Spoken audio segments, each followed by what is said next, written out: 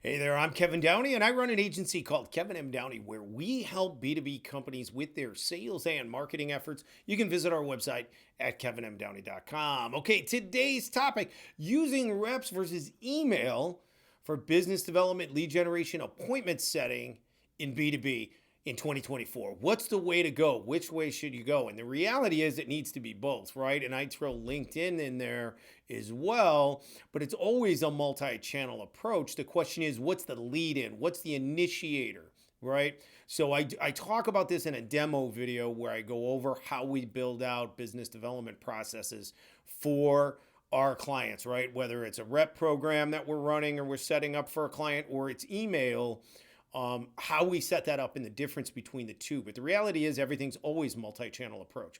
So the question is, what's the driving force on the front end? What's the starting point? So this all comes down to a basic answer to really a couple of questions, but the primary question you have to look at is, what does your prospects list size look like, right? So if you're over 100,000 for sure, email's got to be the driver, right? You got to do email on the outbound. You're getting inbound leads. You're replying to them. You're following up with them. Boom, boom, boom.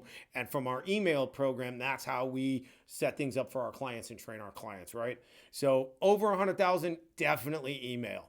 If you're below 20,000, right, in that contact list, I would definitely then, that's a rep-based program. We could still do automated email, right? You can still set up your automated email, but then an agency like mine and the system I build for clients, or that we build for clients, is not the solution, right? Because you can just layer Google Workspace accounts together to do that automated emailing. Whether you do, 5 domains and 5 email addresses and do 200 a day each, or you want to break it up further and do 5 domains, 5 email addresses each, and over 25 you're sending 30 to 50 a day each. Whatever it is, you can layer all those Google Workspace accounts together, and you can go ahead and do your emailing probably right through your CRM and use that as your automated email. But the driving force for any kind of number below 20,000 has to be outbound with a rep. Rep's got to be doing the outbound.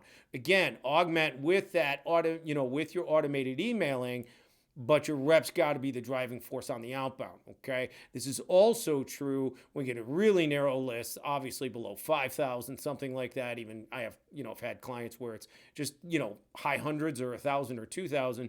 That's a rep-based business development process, right? Whether it's BDR, SDR, it's a sales rep, an account executive, account manager, doesn't matter, then that's a rep-driven process, right? It starts with the rep. You can augment with automated email, low volume, but that's a rep-driven process, right?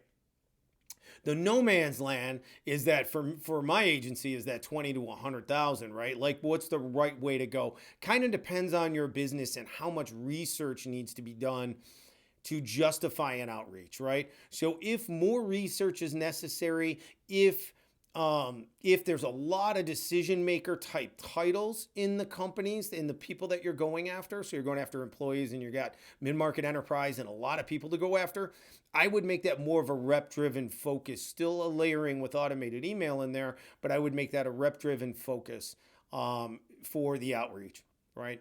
If you have a much more streamlined contact list and it's easier to define decision maker, I want to use email as the driving force. So if you're targeting just owners, right, no matter what the company types are, no matter what the size, you're targeting owner, founder, co-founder, partner, CEO, president, that's our like owner titles, then I want to make that an email driver, right? If I'm hitting just C-level executives, it's an email driven campaign or program. And again, now we're replying to leads and following up with them with a rep.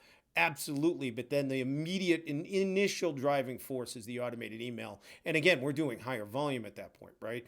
So you have to consider, again, to wrap this up, you have to consider what is the size of your prospect list, and to a certain extent, how much research has to be done in going into the outreach. Those are the two real things that I want to look at, whether in order to make a recommendation to a client, is this a rep-driven process or is this an email-driven process first? Knowing that the other side is always important. And again, check out my other long demo video on how we build the process out for our clients. But at the end of the day, it's always multi-channel. It's which one are you starting with, right? Okay, hope this helps you. If you need any help, reach out to us, kevinmdowney.com. Appreciate you being here, and we'll talk to you soon. Thanks.